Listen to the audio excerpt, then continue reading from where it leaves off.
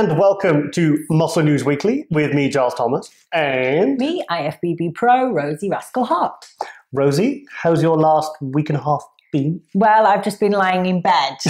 She has. I've been a bit poorly this week, so... Your turn.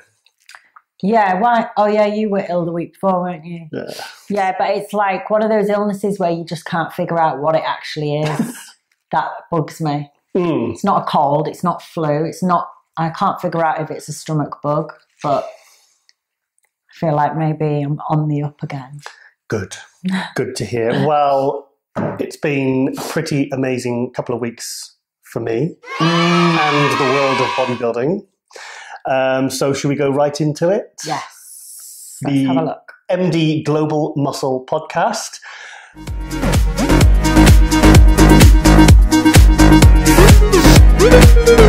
It happened.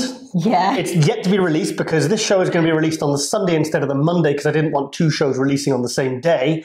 And the reason I didn't do an episode of this last week was because I thought the podcast was releasing last Monday, but we needed a few intros. Yeah, and we just got drunk instead. Yeah, we did, yes. Yeah, so they just sat on the sofa all day, so that was fun. Yeah. Yeah, so I still can't believe I pulled it off exactly how I wanted it to come off because the podcast, I mean. Because it all happened so quick because it was all agreed with MD and Steve Blackman. He says, right, okay, I want a MD radio. We'll make it a podcast as well. We'll have it as downloadable on SoundCloud. We want it on YouTube as a visual. And I was like, right, okay, how am I going to make this happen? So I said, right, I want a proper Joe Rogan style podcast studio. I know who I'm going to do it with, Chris Clark from Pump Media. I want AJ. I know he lives in Norway, but we'll make it happen. We'll just make it happen. And I the first two guests, I'm just going to aim as high as I can. Don't say the second one. I'm going to blocking my face out with your hand in that light. Sorry, dear. And I said I want Phil Heath. So I messaged Phil, and within a couple of hours, he said, "Yeah, sure, no problem." I was like, "Of course, you're Giles Thomas." I was buzzing. So next thing I know, I'm picking AJ. Well, AJ's Which ringing me. nearly didn't happen. Oh my God. Well, I won't spoil the story because he tells the story at the start of episode 1 of the podcast. But he's like one of these guys that should have his own reality TV show because the things that happen in his life, like on a daily basis, you can't even believe, can you? I mean, yeah, because he rang me on the Monday morning and he says, "Oh, I've missed my flight. I'm going to have to fly to London." I was like, AJ, I've got Phil Heath on 6 p.m. on our time on Skype in the studio. I've got the studio booked. If you can't make it, I said to you, didn't I? If I can't make it, I'll just have to do it myself. Next thing you know, I'm making my breakfast. I'm kind of having a freak out in the kitchen. And I get a message from AJ and he says, he called me the N-word. And he said, this is the 6'5" Jamaican Norwegian, by the way, who called me this. So, and he says, I'll be in Manchester Airport in 90 minutes. Pick me up, N-word. So I was like, oh my God, this guy's gonna kill me. So we got there. You were both shattered though, weren't you? Like it was such a high energy, but good stress. Kind of a week. It was just a buzz. I mean, I think AJ had even slept for 2 days before we did the filming. In fact, let's go to the clip. Did he not sleep because he was too excited? Yeah, he was too excited. I don't think he wasn't partying or anything. He was he was just too excited, and I had to give him a couple of sleeping tablets when he was here because he wouldn't have slept otherwise. He was too hyped up. And the thing is, you need. I mean, I thought I'd have to get like an elephant tranquilizer gun because the guy is 6 foot. And he said he was cold in our back bedroom. Yeah, it was roasted. It was really hot, that room. He's 6'5" and he must be 350 pounds. He was wearing his big like winter skiing jacket in bed. I knocked on the door in the morning and he says, "Hey, bro, come in." And he got in and he was taking that coat to Romania and he says, "You can wear that in -50, bro." Right. So he needed it in our bedroom. Yeah. So anyway, I'm going to just show the clip. I'm not going to show, because I've actually got the podcast. I've got the final edited version, but I'm not going to show any of that because it releases Monday morning, 9 a.m. East specific time? Eastern specific EST. Ask me. So this is the moment, I think, after we just finished filming episode 1. So check this out. See you later. Thank you very much for listening and watching. Oh! Wow! Look at that! Wow, bro! top this, bro. Epic, bro. Oh. Strike two. Oh, man. That was good, guys. We're really happy for you, man. You saw Giles got teared up because that's how often you see that. It's real, you know. This is raw, bro. This is real shit, man. This ain't no creative bullshit shit. No this is clickbait, how interview. No clickbait shit. Seriously? How long was that? Let's see what it looked like. Oh, let's have a look. How long was it? An hour and 52. Oh shit! Yes, so that was I think that was the end of episode 1. That was because Chris came over and he went, guys, he says, as a because Chris Clark from Pump Media, he's kind of making waves, and he's started in the bodybuilding industry, but he's really a non-bodybuilding fan. He's just someone who's seen a bit of a gap in the market, and he's doing quality. Yes, for quality video content, and he's a very good photographer as well. Yeah. And without him, I mean, he put that whole set together that you've seen on the clip there, and we'll mention him a little bit later because. He's been doing a bit of promo himself for the podcast as well, which is tells a little bit of a story about him as well. Cool. So and Phil Heath, I mean, 2 hours. You see, I said, because podcasts, you listen to a lot of podcasts, don't you? Yeah. And they're typically the ones I've watched have been 3 hours long. Yeah, 2-3 hours easily. So obviously I wanted to get AJ warmed up because he kept moving away from the microphone. I said, look, you've got to stay close to that microphone. So we did like a little intro, and that sort of intro that was supposed to be 20, 30 minutes turned into a 90-minute intro. Yeah. But we were on fire. Thing is, like podcasts, and I'm trying to think if I watch any videos. Like the Joe Rogan podcast, that you see the video of them as well. Yes. Similar to like how you done it. Mm-hmm. And I think most people... they watch it at their leisure. So sometimes it might take me a week to watch, and I just keep going back to it. Like if I'm in the bath or when I'm driving to work, that's when I put the podcast on. So I might only hear half an hour each time. That's how people like it. Well, you see, in the show, I kept alternating between calling it MD Global Muscle Radio and MD Global Muscle Podcast. The thing is, it's both, so I can call it both. Yeah. So it's going to be just an audible download on SoundCloud. We were just figuring this out in the last few days as like a platform to host it. And we will have it on YouTube and obviously on the MD website. So I'm so excited. So the first one is 3.5 hours long. But to be honest, it was fantastic interviewing Phil Heath, but I just as much enjoyed doing the intro with AJ, because once me and him had we were talking about I could hear Chris in the background laughing. It's maybe like the first time you've ever been met with your own energy. Yeah. Someone with the same energy as you.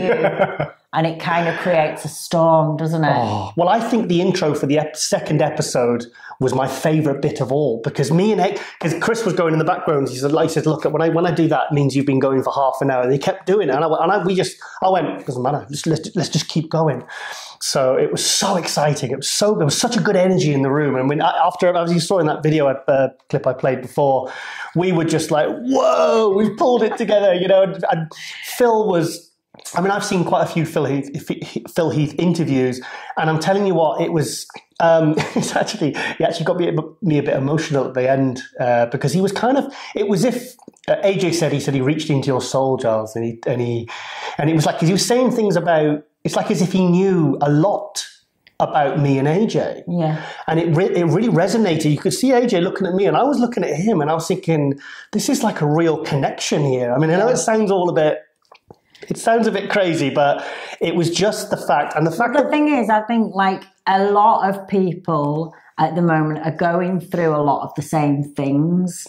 So it's quite easy to start a conversation with someone. And when you go a little bit deeper into into their personality and talking a little bit deeper than just sort of surface stuff like when's your next comp, you do find that you connect with people because everybody does go through similar things. So he was maybe saying things that he's experienced and it resonated with you, or maybe he's sort of thinking about people that he's close to, and you know, so everybody can kind of connect on that level. The thing is, we wouldn't have covered that. We wouldn't have got to that point in a 40-minute interview or a 30-minute interview. Like, you know, when you're at the shows, you're lucky if you get. I mean, I've done 10-minute interviews, but like that's 10, extremely long. Yeah. You can't get that from a 4-minute interview at a show. And because of the setup, because I said to Chris, I said, look, this is how I want it. I want me and AJ as a host and a co-host, and I want on a big screen, I want a Skype. And he said, right, I've never done that way before. I've produced podcasts, but I've never done it quite that way. So it is a bit of a technical challenge. I will need a few extra cables and whatnot. Yeah, because at first I was thinking when you were going to go and do it at the setup in Wigan. I was like thinking, but you're going to have to, all your guests are going to have to be British. Yes. But obviously with the Skype thing, and it works, and it's clear. Yeah. And, Chris has made it so that it's like perfect quality, the sound. There was no, because we did a test before, and I said, you mean, because he was on his phone doing a Skype thing in the corridor, and he says, can you see me? Can you hear me? And I was like, no, it's really quiet. And then there was a bit of, he did a test at home. I was here, this was the week before, and there was a bit of a lag. I was like, oh no, this is just going to go horribly wrong. But it didn't. It all went. I mean, there was one bit where I think Phil froze for like a split second, but that's in 2 hours. Yeah. It was basic thing is when he was talking, he was turning to me and then turning to AJ to talk. And it's funny because like the first half of the interview, AJ kind of took the lead, and he was talking about basketball and all these different things.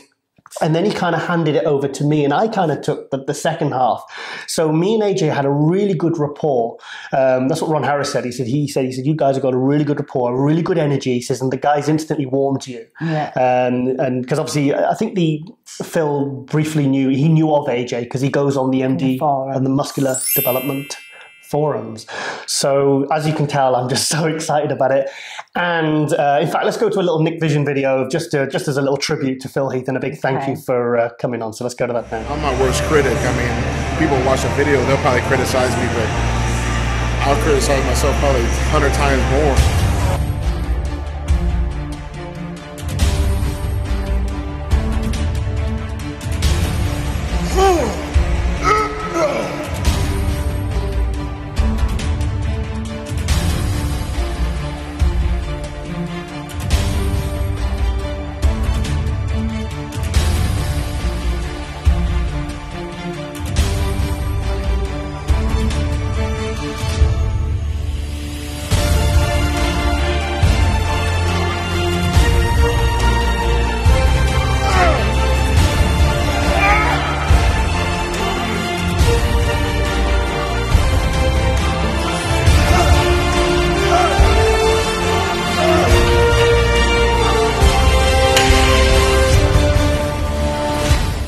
Yes, so that was Phil, and I think what people can take away from this, I certainly think people will maybe feel a little bit more that he's misunderstood, because he seemed very.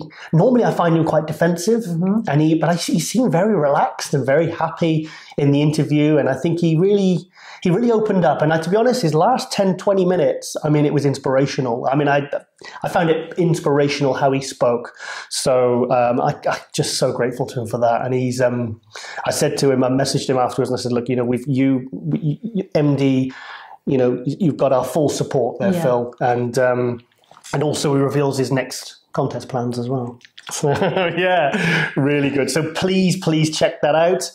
And yes, and also I'll give a little Nick Vision video to show you who our second guest was, because we filmed the second episode the next day, ready for the week after. So let's go to that now.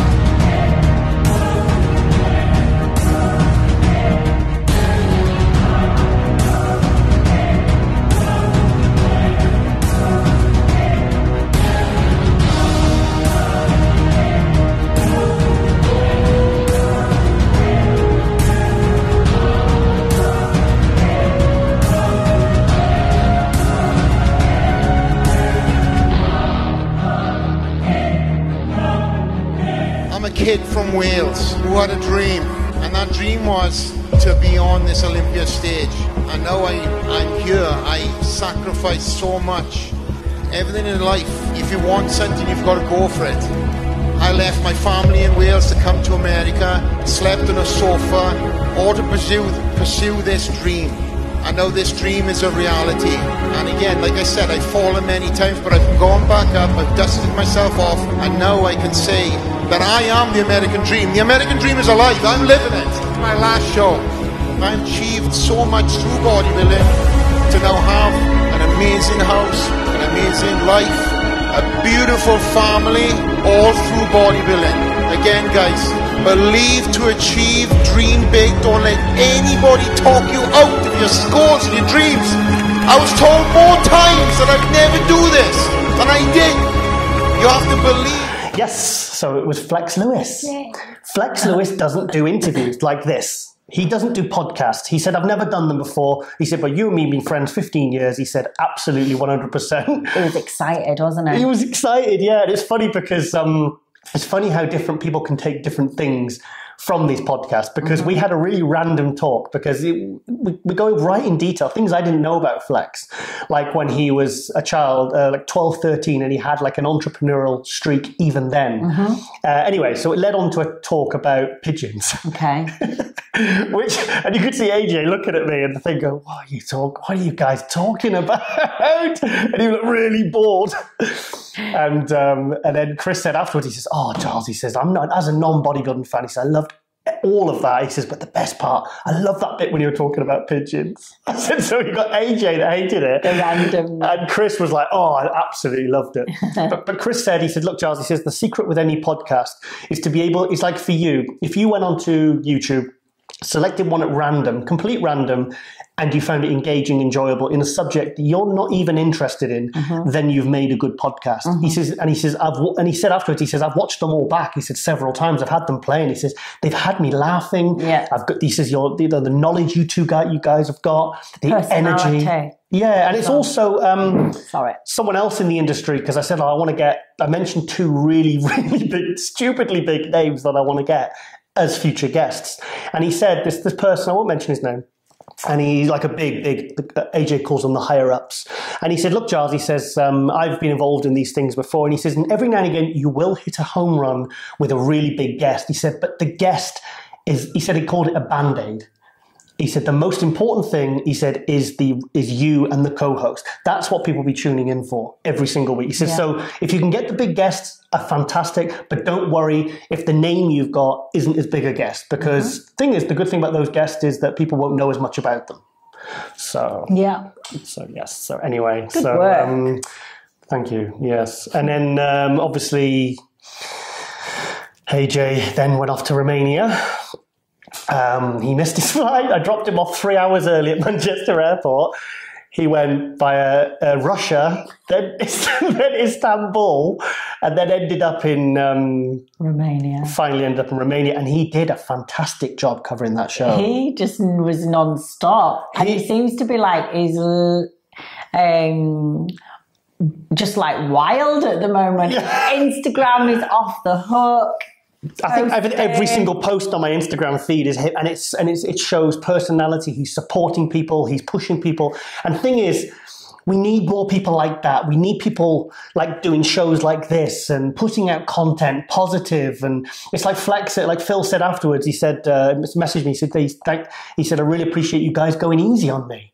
And I was like, well, what do you mean? I said, we're not going to disrespect you or put questions to you that aren't going to be, they're going to put you on the spot. We're not doing that for clickbait. I will not do that, because I'm here to promote the athletes and the sport that I love. Good. Obvious. Yes. So anyway, Romania was, you can watch all the coverage on muscular development. There was so many athletes. How many athletes do we know? Oh, it was hundreds. It was every pro class, every amateur class. Had huge amounts in. Yes. So, and also a big congratulations for Max Charles for winning, which qualifies him for obviously next year's Olympia. So, because he's had a bit of a dodgy year. He didn't do too well at the Arnold. He's been dieting all year. He's getting a lot of critique for saying they were putting stuff in his shoulders, but whatever he'd done, he pulled it in perfectly for this show. So I'm really pleased for him. I actually interviewed Max at the Tampa that you did last year. And it's so funny because he's such a quiet talker. Oh, yeah, it was really quiet, wasn't it? Yeah, because I had the microphone. Oh, in his no, mouth. you didn't know what he was saying. I was actually going, and I was actually just getting my next question ready. But he was actually just, I couldn't actually hear it. So I was actually, he could have been saying, you know, I've just killed 10 kittens. And I'm like, oh, great. Yeah, so big congratulations there. And also, we did a little montage of Patrick Tour's clients because he had a lot going on, didn't he? Yeah, so let's just go to that now.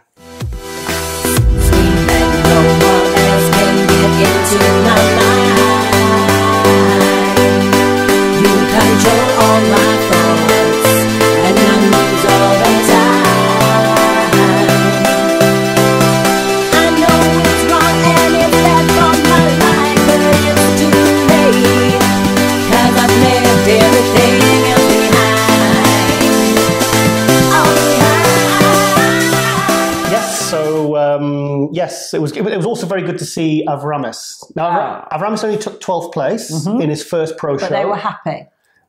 Well, were they happy? Yeah, he's happy. He's happy. I think they were happy with how he looked. He was 224 the week before and he was shredded. So I think maybe he is destined to go into the Open. Right, because how much did he weigh at the show? Well, he was at 212.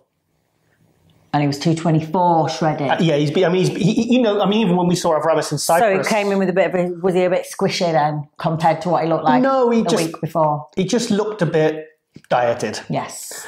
But, he could have been easy, probably 230 in the Open. So maybe that's where his destiny is. Well, the thing is, when we went over to see Aramis in Nicosia, it was a couple of years ago, he said, that's it, he said, I've got my pro card, but I'm not going to compete, didn't he? He didn't want to compete. He wasn't feeling very supported. Yeah. So we hooked him up with Patrick Tour, your old coach. And those two, they're just bromigos for life. Oh my God, the love on Facebook. Love you, coach. Love you, bro. It's just, but it is lovely to see. It's really nice to see. And he's and how amazing does Patrick's girlfriend look at the minute, Sylvia? Oh, Sylvia, yeah. Because she built all this muscle. Yeah, well, she used to do like bodybuilding, I think, years ago. She's from Italy.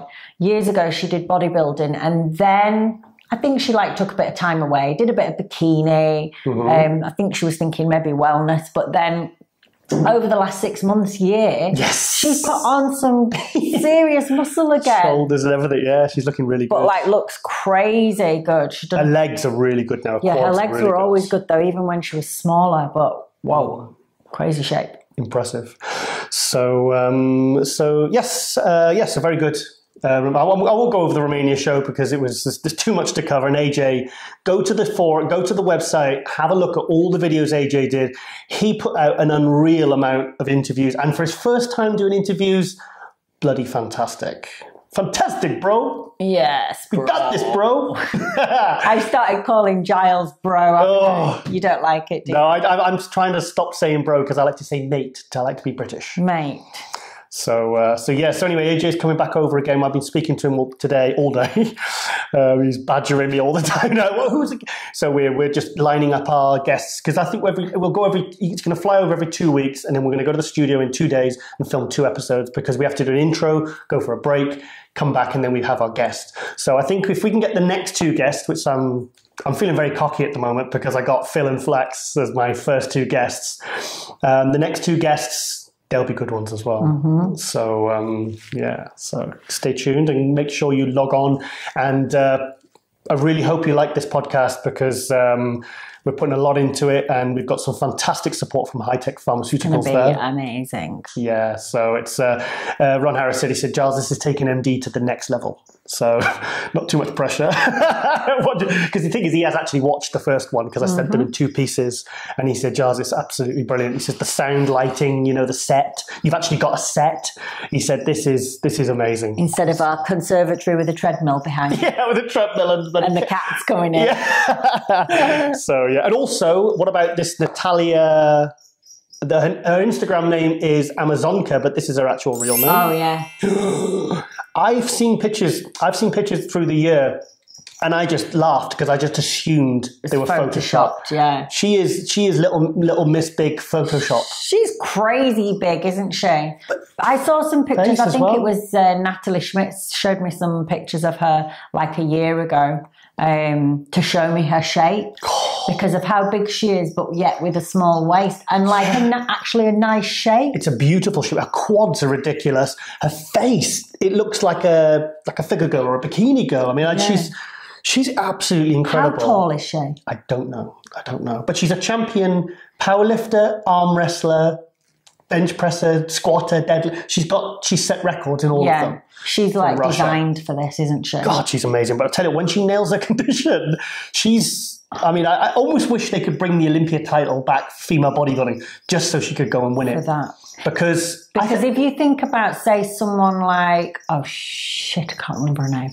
You know, the really, really good bodybuilding girl. She's one of your favourites. She's been going for years. Nice little shape. Oh, God. Oh, man. You'll remember. Well, anyway, like if I think about her now, compared to this girl, it's like, because you get a lot of people saying, because the women's physique is getting a bit bigger and a bit more ripped, you're getting a lot of people saying, no, it's just a slightly smaller version of the bodybuilder. But when you've got someone like this, whoa, like physique, and that is night and day. Yeah. Black. Oh, Sheila Black. Oh, I love Sheila Black. So if you think about those two, Sheila Black almost looks like a physique girl, doesn't she? Like compared to that sort of size. Yeah. Well, I don't know. I'll tell you, I saw her also at the Olympia chatting with, she was having some food with Johnny Jackson, was Nicole Ball. Oh. I used to love Nicole Ball. What is she doing now? She still looks amazing. Muscular? She still looks muscular. She still looks beautiful because she's got a lovely face. She was one very classy dressed. Favourites. When she came out, I used to think... It's like a cat. Yeah, I used to think that's who I want to be. Because didn't she... But she did bodybuilding, and then I think she did one competition in women's physique and looked poor. Oh, really? Yeah. Well, she didn't look as good. Well, she looked like... I mean, she dresses beautifully, because I get on really well with Johnny Jackson. You interviewed him last year, didn't you? Yeah, I love Johnny Jackson. And she was... I just said to her, and... in fact, can I tell you a really cringy story? From yes, please. 2011 Arnold after party. I said to Dave Palumbo, I said to Dave, I'll work for, I was single at the time. I said, Dave, I will work for you for free if you can get me a date with Nicole Ball. Okay. And he said, Giles, he says that there was a lot of people around. He says, Giles, in America, that's a legally binding contract. Okay. So and then he called Nicole over, asked her, she just laughed, and I started panicking because I think I was with MD at the time. That's what I was thinking. Oh my God, I thought you didn't like muscly birds before you met me. You're the only one for me, dear. So this was like BC. It was BR. 2 years BR. Before Rascal. Yeah, well, it was definitely before, because I'd be in big trouble otherwise. But this was about 2011. Me and Nicole would have had to have had a wrestling match too. It's back on the table. Nicole, if you're watching. Oh God! Let's set this up and we'll get AJ as referee. I don't think I could wrestle anyone at the moment. Because I've not been training, I've not really been eating, and then I've been ill for a week. And today I had a stretch class that I had to give for people, and I had to walk up a flight of stairs. Oh my God. I walked up one flight of stairs, I was out of breath, and I had a quad pump. Oh my God. That is pathetic, isn't it? That's your quads saying they want to be trained. Yeah, I know. I felt like an old woman. I was like, what? This is too far. Come on, Rosie, you've had your break now. I know. What did AJ posted on the picture of you with Ronnie? Ronnie Coleman was checking you out. He was looking at your condition. Yeah.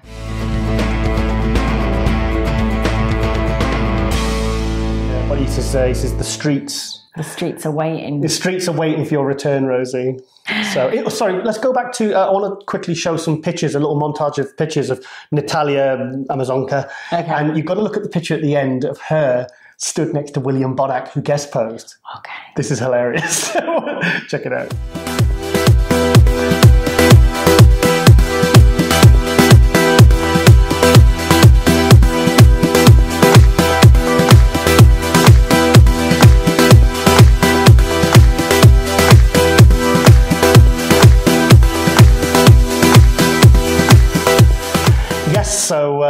bigger than him. She's bigger than him. Wow. I mean, you know, it's just a bit of fun. Just a bit of fun. I love it. Yeah, it's cool. It's cool. It's funny, actually, because like I have always actually been a fan of female bodybuilding. Yes. Like when I first started competing, that's what you used I to like the really big freaky girls. Oh my you? God, I loved it. That's what I wanted to look like. And it's what I followed in all the magazines. I thought it was amazing. And it's like, I still am a fan of that because I feel like even though I'm against women's physique, pushing in that direction, right? Because it wasn't what I wanted to do, and I don't think that's what women's physique was for. Okay, I think it was a class for women that could compete without having to push to that, because it does come with sacrifices. But for women's bodybuilding, I'm still a fan, because actually I think that's what it is. It's about the freak factor, and the women know what they're doing. They're pushing to be the biggest, the freakiest, and it's like they know they're going to the extreme. Whereas I think women's physique isn't about that, and that's why it gets my back up with that. When they get the criteria wrong, yeah. But and they reward a look that really isn't women's physique. There has to be a clear delineation. It's like with classic and men's open, there's got to be a difference. But I don't actually do quite like women's bodybuilding in a lot of ways. I'm still a bit of a fan. Well, a few years ago we thought that was it for women's bodybuilding, but there seems to be a bit of a return. Women's bodybuilding on the rise.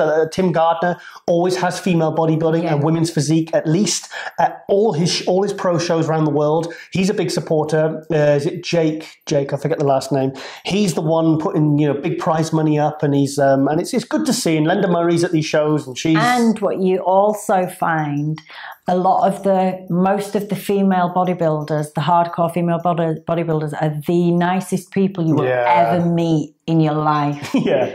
I think because maybe they have a lot of negativity maybe thrown towards them, when they're walking down the street, or they become more human and more empathetic, because maybe sometimes, and also I think sometimes bodybuilding, a lot of women have a story why they came to female bodybuilding. It could be like from an abusive relationship or an eating disorder, and that's why they've ended up coming to it. AJ interviewed a lady, I think she came 5th or 6th. I mean, I'll bring her name up afterwards. It's that. I don't know it at the moment, but I'll edit it in. You don't need to say that. So, no, I want to say that. The magic of editing. And she'd come down from 300 pounds. So she was horrendously overweight and managed to bring, and she was probably had one of the best conditions in the whole show. Yeah. And she, it was nice that AJ kind of gave that interview and gave her a bit of, gave her respect. And it's, and there's always a lot more morale and support. If the higher you go with women, I don't know about the guys, but the higher you go with women, like the harder it is to reach that look. The more. No, I'm sorry, I don't want to offend anyone, but this is what I have seen in general, that the women are nicer and more supportive and more genuine the higher up you go. So the women's physique, the bodybuilding, and then you go down to figure. I've seen a lot more bitchiness. Oh, bikini. A lot more bikini. What about when you guest posed at Body Power and the bikini girls were like looking you up and down? I thought you were going to knock one of them out. I really wanted to. One of them walked past me and bashed into me, and I just thought, are you kidding? Do not piss off the rascal. But I have never seen anything like that in the women's physique. It's always really, really supportive and genuine support. Yeah. And I don't think you get as much of that as you go a little bit lower down. That's good to hear, bad to hear. Okay, right, we've got to really race through this because we've got a lot of updates. In fact, I've already got, I think, most of the guests lined up for next week as well. So we've got a lot packed into the show. One of the talks of the show was Samson Dowd, the UK competitor. I believe he placed 12th in this contest. He was 3rd call-out. He looked absolutely fantastic, very aesthetic. AJ was pissed off because he didn't wear his suit. Wear his suit? Was this the right person? Oh, yeah, something down here. He says, I'm disappointed, bro. He says, he's supposed to be the best-dressed athlete, and I think he had his T-shirt on, he was disappointed. Yeah, but a lot of people were, I was reading the boards on the MD forums on the No Bull. Not noble. The noble. Saying how it was like a 90s posing routine. Like he'd really put effort into it. I need to see this. I haven't seen it. Well, you could watch it now. Okay. Okay, so let's go to that now. Oh.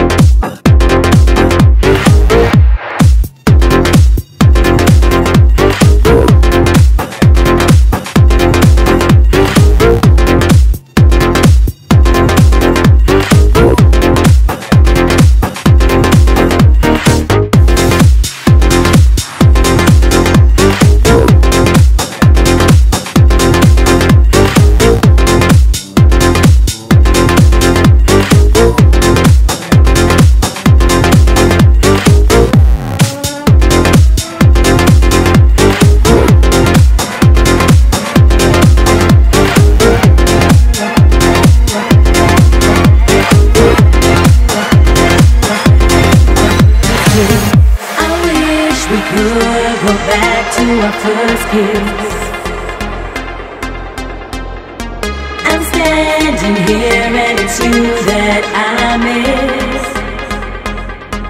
And I'm standing alone and the air's getting cold. Now I'm lonely.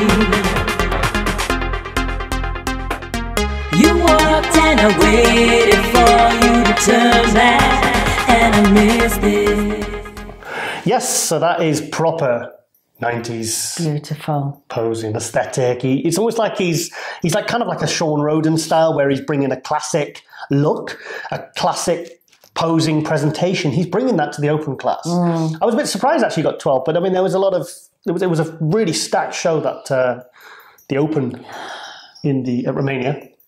And also I'd like to go straight into another clip because I want to give these guys a shout out. Luke Sandow, Samson Dowder, Donna Murphy. Oh, Donna Murphy took 4th in her first pro show. Yes, well done. She'll be featuring, she's doing us a little update for next week's week. episode. Yeah, Okay. Didn't make it in time for this one. So, so she's buzzing, and I think AJ wants to marry her. Okay. He said he can't decide between this and another girl. So I screenshotted it on the forum and sent it to Donna. Did you? Yeah. She said she went up and started talking to him because she liked his gold shoes. He's always got some funny shoes on. Yeah, he said in the podcast, I won't give too much away. He took one of his shoes off and he says, I'd like to, he said, this is in tribute to Bob Chick, who's like a father figure to me. So, yeah, anyway, what to talk about? Yes, this group of pros have pulled together it's a subscription website. Forum. It's a subscription website called Brutal Muscle. Mm-hmm. Now, I believe they've launched now, and it's very professionally put together, very nicely edited, subscription. I think they've got forums and other stuff. So it's, I said to Luke, it's not an opposition to what, because we're all here. I think Luke said we all eat from the same table. Yes. So I want to give those guys a shout out. It's all about supporting. Yeah. There is enough people out there for everybody to be successful. Well, it's like on Monday, I'm on Beast Coast Muscle on Monday Night Live. Beast Coast Live. I'm on Beast Coast Live with Chris Griffin-Goon and Mike Cox on Monday night. So give those guys a shout out. Yeah. They give MD lots of shout outs. I've been on the Size Game podcast in years past. I've been on RX. I've worked for Flex. I've been kind of involved with everyone, and I like to see everyone. You see, when you're at the big shows and you're backstage, you're all working together anyway. Yeah. Like I remember backstage at the Arnold, Chris Aceto says, who was with RX, and he comes over and he goes, "Oh, Giles," he says, Breon Ainsley, who just won. He says, "Oh, mate, when you finish, can you just send him over?" I says, "Yeah, no worries." So Yeah. moving, and everyone's like, oh, have you got a problem with Chris? But we're super polite because we're Brits as well. Yeah. So I just think it's all better to coexist and work together for the good of the sport and the athletes, because they're the ones who deserve the publicity and not the bullshit politics. Yeah. So there you go. So anyway, let's go to the clip of Samson, a little trailer for the Brutal Muscle. So check this out.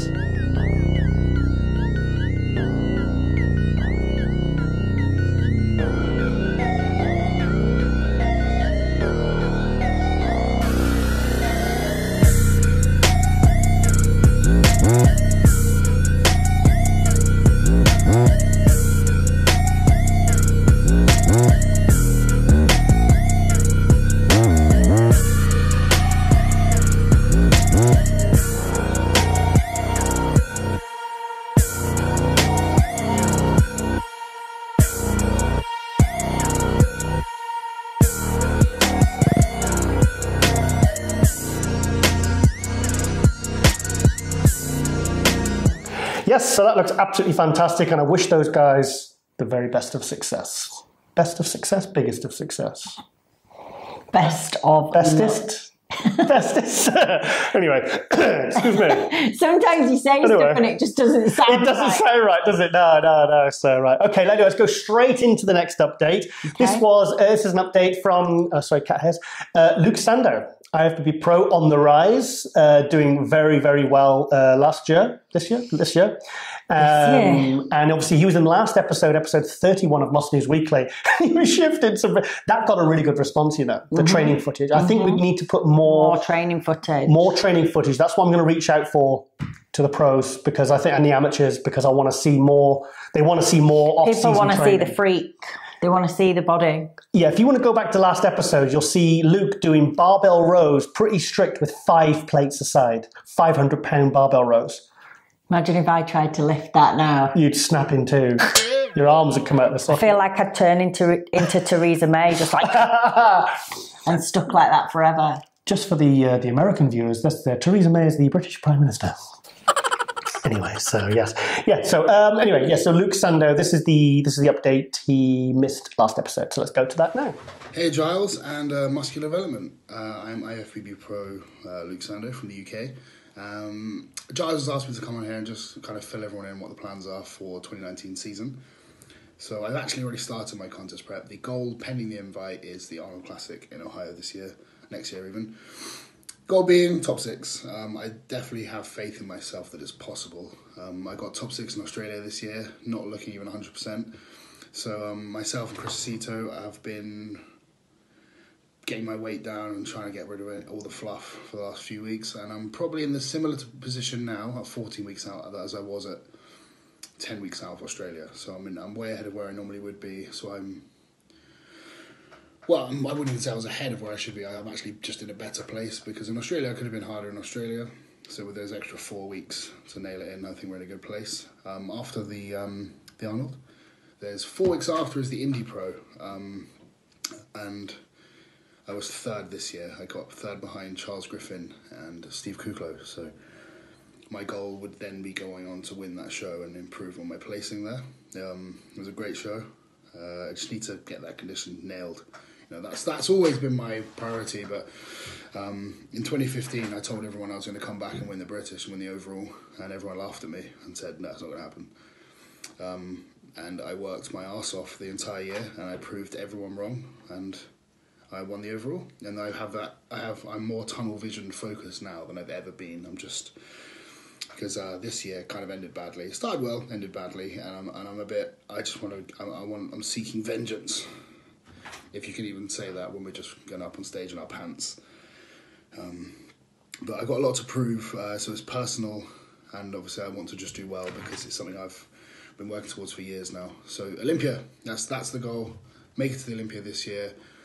Top 6 Arnold, hopefully win Indy. There's also rumours and rumblings of a pro show coming to the UK next year as well, so if that happens, I'm certainly going to throw my hat into that ring. Just so my mum can come watch, really. So my mum's never seen me compete, and I'm sure she'd love that, or she might just think it's weird. But either way, that'd be very cool to compete on home soil. The British bodybuilding scene is huge.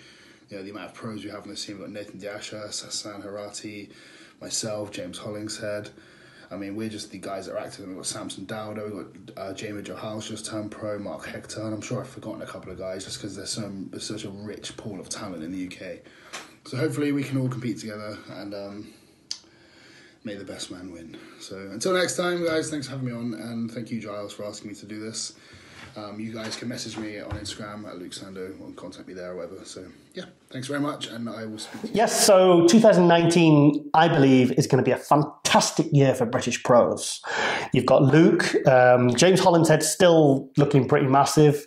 We've got guys like Samson. I think Sassan Harati is going to be the sleeper for next year. What does sleeper mean? He's the one who's kind of... Like a dark horse? The dark horse. He's the one who's going to... Because, I mean, the last 2 years, he's been that close to winning a pro show. He took second places. He's had fifth in New York Pro, when many felt he should have even won it. Yeah. So, and he's quietly beavering away, and he's him and Chris Aceto, his prep coach.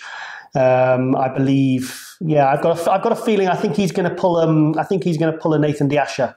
Yeah. And just like jump up, really jump up, and maybe even make top 10 at the Olympia. Yeah. So fingers crossed. Yeah. So let's go to the. Have we done the Luke Sando update? Yeah. Oh, sorry. Yeah. I just get so excited. Okay, we're going to go to another trailer. This one's of Luke Sandow. Of Luke Sandow, yeah. So should we talk about Romania? Also about Romania. Sorry, I know I'm a bit all over the place today. Your hormones. My hormones. Last episode we had Radislav Angelov making his pro debut. He won the June Two Bros Pro overall. He's only 78 kilos. Yeah, 78 kilos. 78 kilos, and he made his pro debut in the 212 and took 5th place. Yes. So there's a guy I think he put something like 4 kilos on from June to November. It's so he's really been working hard. I think he needs to beef his legs up a bit though, because his upper body's looking a bit upper body heavy. But I think like calves and quads. I mean, from the side and the back, he looks very developed, but he's looking a bit top heavy. But I mean, the thing is, he can put as much size as he wants on, and he'll never even reach the 212 limit. So he can be as big as he wants. Yeah. So that's a good thing. It's like He looks young. How old is he? I don't know. He looks young in his face. Very stern. I don't know. What have I done wrong? Right. So anyway, let's go to this is a new vlog trailer for Jamie the Giant. Okay. Is this the stuff that he's done with his new sponsor or something different? No, this isn't with Gaspari. This is just a little short trailer for a new vlog series, because the thing with Jamie is he kind of needs to be doing these kind of things with his personality. Yes. So let's just go to that now.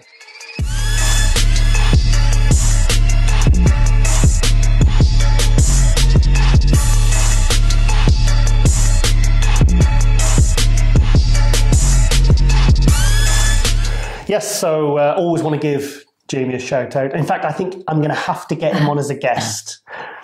And I tell you what... What, as a co-host or co-host? I was hiccuping. No, as a guest, and because there's going to be times when AJ might not be able to make it over from Norway. Because things can always go wrong with AJ. Because if you watch the podcast, you'll find out what happened, the drama it took that morning getting to me. So I've got my reserves. I've got and Jamie the Giant would be one of them. I've also spoke to Luke Sandow and Zach Khan as potential co-hosts. John Citrone. Sit them all on the bench. Ernie Taylor, all as potential co-hosts. And I think they will all be fantastic. Because, so I think it's going to be fun. So Jamie is... I want to get behind Jamie because good things are happening for him. If I got behind Jamie, you wouldn't see me anymore. Yeah. It's like... Just behind his leg. Okay, so we're going to go to another athlete update. Oh my God. My God, there's so many updates. This is a classic competitor from the UK called Kelvin Hind. Now, he turned, he turned pro earlier this year at one of the new pro qualifying events, went straight in a few weeks later into a pro show and took 2nd place in his first pro show. And I've seen him on the circuit. I think he was competing in NABBA and tall classes, and I'd never seen him as a super heavyweight, but a very perfect for classic, beautiful shape, And I reached out to him. Actually, reached out to him on Facebook a couple of months ago, and he didn't get back to me. And then I found out that was an old Facebook account. So I found him on the new one. It came up on my feed, and he says, "Oh, I'm so glad you contacted me." He says, "I thought no one in the UK gave a shit." And I says, "Mate," I said, "Well, I actually thought." You didn't give a shit. You didn't give. I said, in fact, I messaged you and you didn't message me back, and I thought, how rude. So. I'm glad that's all been resolved. Yes. Would you like to go to the update? Yes, please. Let's go to the update then. Hi guys, Rosie and Giles have asked me to give you an athlete update. So my name's Kelvin Hind. This year I managed to turn pro in classic bodybuilding. I did the Two Bros show in Coventry. Managed to win my height class, and then I placed second overall, getting my pro card. I decided to strike while the iron was hot, so I jumped in the next available pro show, which was in Alicante 2 weeks after. I placed 6th there, of about 13 athletes. I watched back the video and I could see that it was really close, so I jumped in again at the Dennis James Classic a week later, 6 days later, in Frankfurt, and I was lucky enough there to actually get second, get 4 points on the Olympia qualification system, and it was actually only 1 point off actually winning the show. 3 judges had the winner winning, and 2 had me winning, so it was only 1 judge off actually winning my second pro show, which was very good. I was very pleased with that. Currently just having a little bit of a time off, still eating good, still training, but just having a bit of a downtime towards Christmas. I've just started thinking about now what I'm going to aim for next year.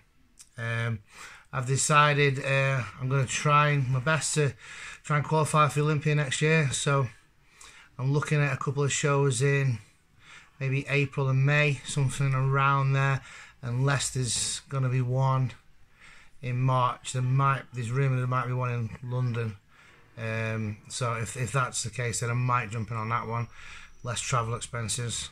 If not, something around about April or May, I'll be looking to compete then.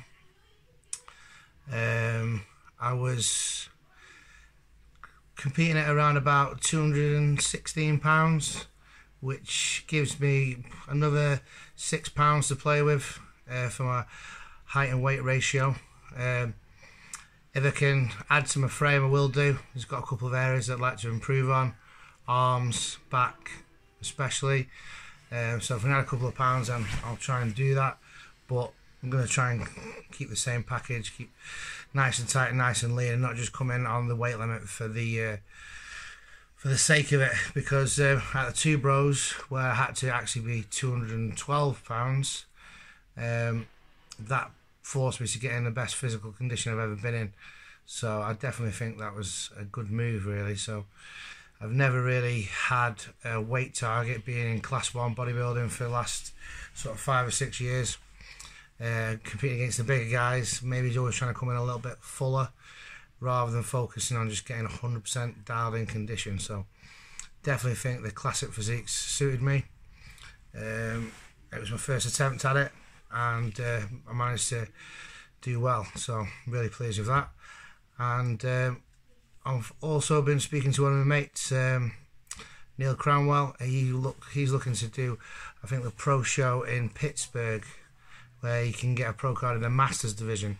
So I think that's the last weekend in August as well. So if I haven't got enough points or managed to win a show in April or May, then it gives me looking to do that show as well. Maybe try and get some more points for there, and that'll be about 3-4 weeks before the Olympia. So fingers crossed, I'll be going there as well. So if you want to keep up to date with what I'm doing, I'm on Instagram at Peak Kelvin, YouTube channel Kelvin Peak Physique, and my new Facebook page is Kelvin Hind. So if anyone got any questions for me, just hit me up on one of those. Cheers.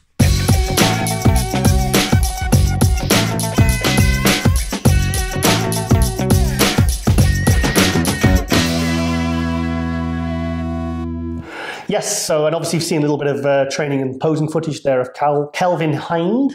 So wish him all the success, and I'd love to see, I mean, he's only one step away from the Olympia, you know, so. It's good, crazy, like second place. Yes, yes, and yeah, so second place is fantastic. So yeah, really looking forward to seeing him competing again, and like I said, seeing him in Vegas next year. This leads nicely on to a little quick update with a bit of training footage from one of our Muscle News Weekly regulars, Charles Griffin, who's just, I think he's 5 weeks, he says in the video, 5 weeks post hernia surgery. Oh. And he's not lost any muscle, he hasn't even lost much condition. So should we go to that now? Yeah. Let's go to that now. What's going on, everybody? This is Charles Griffin, giving you guys an update, let you know what's going on in my neighborhood. I am 6 weeks post double hernia surgery, and the midsection is feeling great. This is the first week back where I really start to push and really start to see how the midsection holds up, see what's going on. There was no soreness, no pain, so now it's time to really get into this growth phase and really start to try to make these improvements for next year so we can bring a dirtier, bigger, just nastier package next year. So I'm excited to get an off season with Matt Johnson and see what we can come up with. So it's time to get back in the lab. It's time to create. It's going to be a great finish to the 2018 year, and that 2019 year is going to be a big year. I'm excited, and stay tuned. Yeah.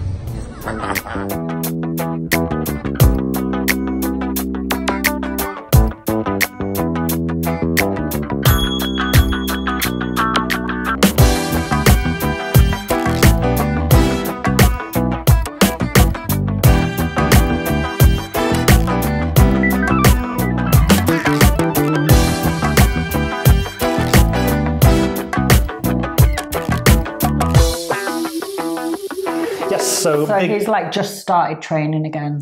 Yeah, I mean, because as you can see in the video, he doesn't even look, even if he hadn't had the surgery, he doesn't even look like you'd expect him to be.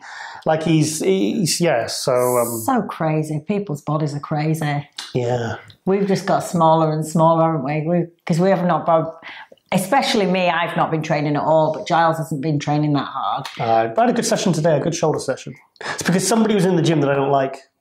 And he was throwing his dumbbells down, so it was making me a bit more aggressive with my training. Are you sure you don't mean because there was someone in the gym? Yes, I like to train in the gym when it's empty and I can just be myself. And then no one else is in there because they all probably think you're weird. Yeah, I think the ones that know me in there just... growling, listening to Five Finger Death Punch.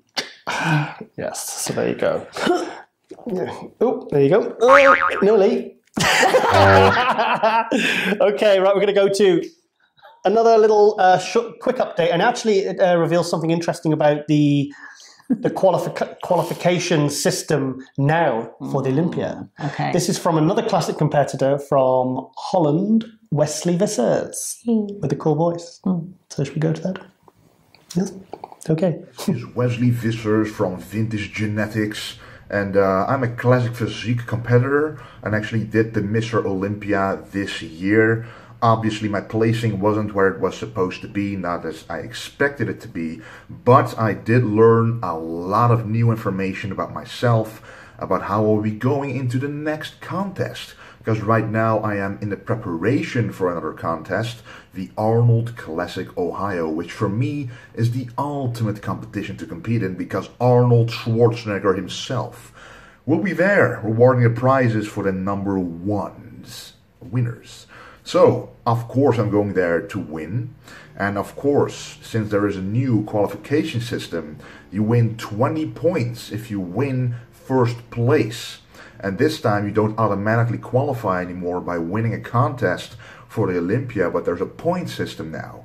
But winning the Arnold Classic gives you 20 points, and that is far beyond any other points that you can win with any other contest. So there's a good chance that if you win that contest that you will be in the top ranking for the points for the qualification of the Olympia. So that's what I'm going for. And hey, if that isn't enough to qualify, I will simply do another show, but I'll see what show that will be after that. But for now, I'm going to do the Arnold Classic, and then with that, hopefully qualify for the Olympia, because that's what I will be doing from now on.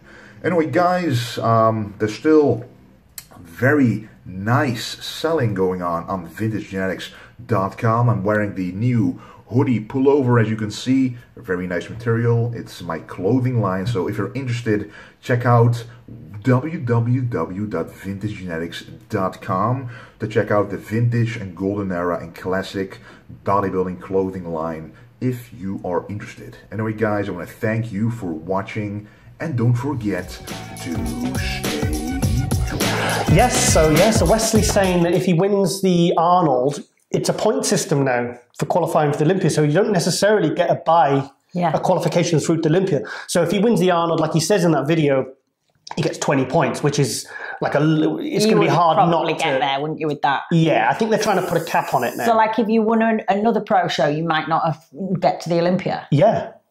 I think they've been watching Must News Weekly. See, I think this is what they should be doing with the amateur leagues to get your pro card.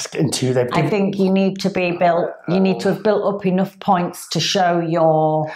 No disrespect to the new pro qualifying system, but I will say this, in another 6 months, we're not going to have a single amateur left in the UK the way it's going. No. It's getting a bit ridiculous. It's gone from one extreme where it was too hard to get a pro card to too easy. Every single week, it's like there's someone stood with a pro card, and I think it's amazing. And there's some very, very much well-deserved pro wins that have happened because of this new system. Yeah, like Wesley. Yeah, Wesley Visser's won. He won the March Two Bros Pro. He got his pro card.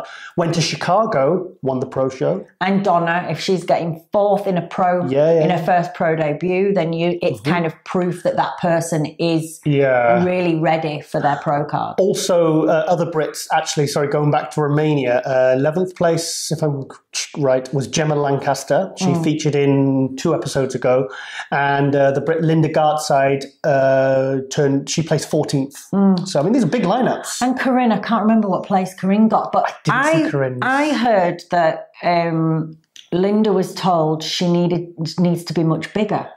Bigger. She's quite. And also that now maybe I've got my intelligence from, I don't know, but this is what I've been told, that Linda was told she needs to be bigger and Corinne was outsized. Corinne's massive. She's not that massive, actually. She's very muscular and she's very dense. But if you meet her in person, she's only weenie. I thought I was under the impression she was. I've not actually seen her. She's very small. Yeah, I've met her in person. I've not seen her on stage, and I've seen her in pictures. Don't get me wrong. She's very muscular. She's strong. She's muscular. Bizarre. But what is that all about? How can? Yeah, but that's just sometimes the opinion of one judge. I mean. It doesn't necessarily mean that's exactly how it is. It's maybe the judge was just. Then it's up to the person to decide whether they are going to keep going with what they are doing, or whether they come back and. Yeah, very good point. But I mean, if that's right, that's just bonkers, isn't it? That's crazy. Yes.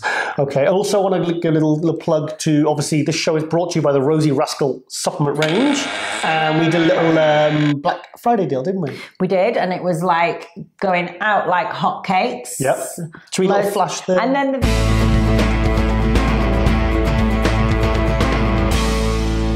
I forgot to tell my web guy to take it off the website. Oh, no.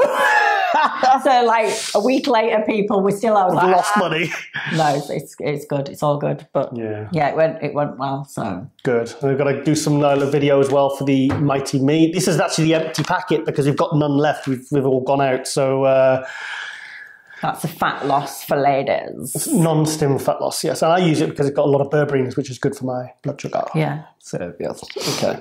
Right, yes. Okay, so we go to a little quick update from Ul Christian, who got his pro card. One of our regular. He was right on the very early episodes of doing crazy deadlifts in our show, and absolutely insane, isn't he? But we love all really good guy. So let's go to a little quick update of Ul now. Ole. Hello Giles, hello Rosie, hello everybody attendees. First of all, thank you for having a chat with me again. I know I said last time, hopefully next time we speak I will have a changed status, which I have. Now turned IFBB Pro. So I'll join the Pro League in hopefully around May. I haven't decided on the show yet, but I had a talk with Maro Sassi, my coach in Team Stones. and we're thinking about having something done in May, June, July somewhere. Because then I have a couple of months now. I can relax and improve, and then come back better than ever. So that's the news for me, and thanks again. All the best. Bye. Yes, so big thank you there to Ul for keeping us constantly updated, and I'm so glad he's got his pro card in Copenhagen. Yeah. So I'll tell you, good personality, always very easy to get a hold of, and very enthusiastic, very polite, very nice guy. We like manners, don't we? We manners maketh the man, as we the Kingsmen say in the Secret Service. Yeah. So, okay, I'd like to give a proper shout out to Pump Media. I know we mentioned them early on in the show, but Chris Clark he made all of that happen for us, and I can't say how supportive enough he's been. So I'm looking forward to really building this podcast with him, and maybe, who knows, doing some other projects as well. Why don't you just marry him? I will just marry him then. So, but AJ called him a nerd. He says, "You're a nerd."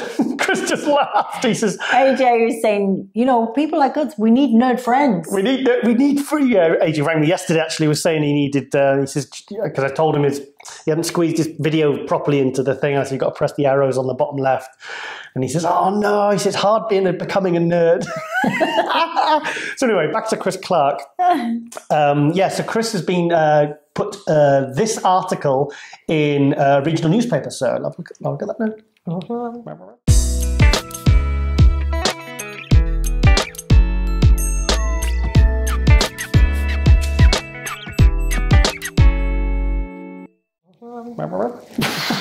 Yes. So Chris, he had meningitis, nearly died when he was 15 years old.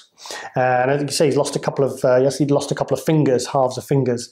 And and he's looking to make waves in the fitness and bodybuilding industry. And he's got MD's full support. MD has been really impressed with what he's managed to produce, how quickly he's managed to produce it. That podcast was edited between 3 or 4 cameras live. That was done live. So by the time we took the headphones off at the end, pretty much ready, we could go around and watch the start of the show. And it's, AJ's talking, I'm talking, Phil Heath is talking, it's cutting back and forth. He was doing it live. Saves all that time as well, like editing and afterwards. So let's just see what we can do with Chris, and like I said, he's got 2 studios. He's got the podcast studio. He's got the photographic studio right next door, and I think we'll get some product photography and. Yeah, the crickets are going a bit crazy. Sorry, we've got cricket. All the crickets have grown to the point where they've got wings now and they're making lots of fucking noise. So it's getting right on my tits. They were keeping me up last night, actually. Were they? I thought it was me just tossing and turning. No, you tossing and turning. The cats one of them wakes me up at 3, another at 6. Say what? The crickets. I'll have to go and do a little cricket sweep, but they're so quick. You've got to get them with the tongs. Do not start that again. Oh, 2 o'clock in the morning when I completely dismantled the vivarium. And yeah, you were going crazy. To try and find this one cricket. And he got about 5 of them and was like, got ya! And then he'd do something like throw it outside and then all of a sudden... I drowned him. Yeah, you drowned one. There was a big rock, there's a big marine rock full of holes. And I could still, because I put him back in, I could still hear it. I was like, the fucker's in the rock. So I pulled the rock out and I stuck it in the sink and I put the tap on. To drown it. And then eventually he just climbed out with a little white flag, didn't it? Help me, help. Yeah, so I just flicked him outside. But weren't you like throwing them outside, but then you just hear them from the outside? I was just about to say that, yes. So that was like slow torture. Yes. Okay, Rosie, well, we are coming very near to the end. Also, on the subject of reptiles, I've been teaching my reptile to train. Okay. Yeah, he hasn't been too well recently. I think he's got a reptile dysfunction. Actually, more cricket noise. Yeah, we don't need cricket noise. We've got it here. Yes. So, would you like to see a video of me teaching him to train? No, you know I would. You'd love to see it. Okay. Well, let's go to that now.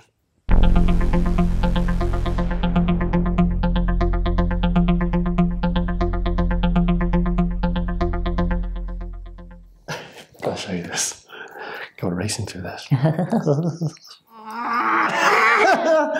Oh, that is so cute. I told you.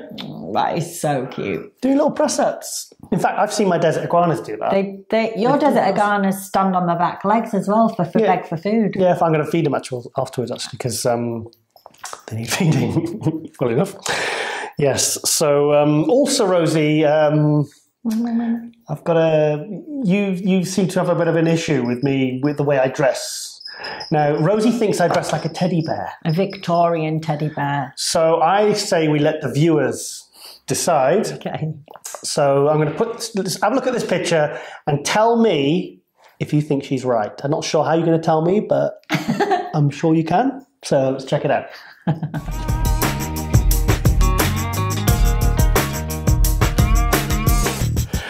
Yes, so I don't think I dress like a teddy bear. Babes, you have got a red velvet waistcoat on. You hate this waistcoat. I hate it. I hate the velvet waistcoats and I hate the waistcoats with floral design on the back. Yeah, but if it's worn under a jacket, you never see it. Yes, but then you decide to take your jacket off when we go for a meal and everybody sees it.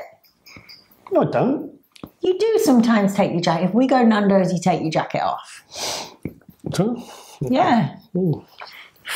Flick it over your shoulder. I beg to differ. But you would be one of those Victorian teddies. Victorian teddies. Like she Googled Victorian teddy bear photo shoots yesterday in the bedroom, lying on the bed, just chatting. But you would be one of those ones that's not actually very soft. Like the fur is not actually... Oh, so I'm not even a nice Victorian teddy bear. I'm like a real manky one with like a torn ear. You'd be one of the ones that's like really just for show, not for playing with. Okay. Like window shop. You'd be the window shop one. What, dusty and covered in cobwebs? Yeah. And dead flies. But you'd be all right because you'd have your nice red velvet waistcoat on. Right. Oh, but I was thinking like he could have different outfits. So he could be like a fisherman with a yellow hat and a yellow wet waterproof jacket. What other ones could he be? Like some little wellies. Little wellies. Yes. Oh, I'd like to give, changing the subject rather quickly. I'd like to give Lean Kitchen a plug. They're around the corner from the DK Pump Media Studios.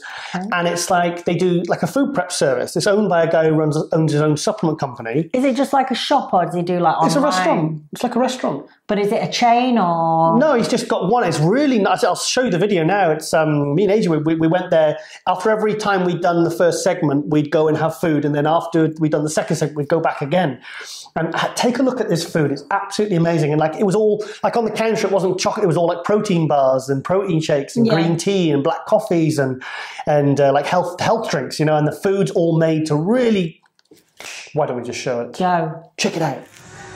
Healthy food, epic design, AJ approved. Tiger approved also. Look at that. Thai green curry. Tiger approved. What's AJ got? Sandwich? He's got Thai green curry. He's got a big fucking club sandwich. Yeah, so I was really impressed with that place. And it's so perfect for what we're doing. I think it's open till like 8 p.m. at night. And we gave him a shout out in the podcast because he was so impressed by it because this is just... I feel like I want something to eat now. Yeah. But I want something proper, not like what I've been eating like the last few days. No, you can't eat just... Yeah. Stupid. I had the other day, I don't know if anybody in America knows what Ginsters is, but I had a Ginsters sausage roll and it's just about the lowest of the low of what you could eat. It's vile. I'd rather eat dog shit. It's vile. I would never ever in a million years normally eat this and I don't even know why. But I bought this Ginsters sausage roll and I bought a bag of jelly babies and I sat in the car and ate them. That was her diet. Not even amino jelly babies. But that's all I had all day because I'd been ill. Don't know if anyone else gets this, but sometimes when you're ill and you can't stomach food, all of a sudden you get a feel that you could stomach one thing. Right. And for some reason it was Ginsters sausage roll. Also, I've got a bone to pick with you. Okay. I managed to, I've got like a coffee, one of those thermal things. My friend Dan Smith, IFB Pro, Wheelchair Pro, he bought it for me. And I thought, oh, though I haven't seen that for a while, I'll use it because there was no shakers. I wanted to make a protein drink. So I took the top off. And it's like the metal inside, the thermos bit. And what was in it? fucking like chicken soup or something you've made, and it had been in there for several weeks or months. So, funnily enough, my appetite went. Took my appetite right away. And oh my God, it stank the place out. It was absolutely disgusting, Rosie. So if you're going to use my Batman, oh, the light's gone off. I think we better finish soon. If you're going to use my utensils, if you could just make sure you... Sorry, I forget. You forget, dear. Yes. Okay. There's probably a few lunch boxes still in my six-pack bag from when I competed in March. Lovely. Oh, look, I look really... Because I use something and then I don't use it again, and then it's like... So dramatic, the lighting. We better go, because this battery's going to go. This is why we need to film in the day, you see. Because it's more light. Yeah, but I was working today. Okay, so anyway, I'd like to end with Larry Wheels again, doing something rather funny. And so anyway, we will see you next week for Moss News Weekly. Please check out the podcast. We're putting so much into this. We've really got to make this a success, but to keep the sponsorship going and keep everyone engaged, keep everyone excited. It's going to be huge. It's going to be huge, man. It's going to be huge. Check it out. So so what an exciting week in bodybuilding, and and I'm literally already working on next week's show as we speak. So a big thank you for watching. Big thank you for supporting. I'm Giles Thomas, aka the Teddy Bear, Victorian Teddy Bear, with Rosie Rascal Hart. We will see you next week for Moss News Weekly. See you later.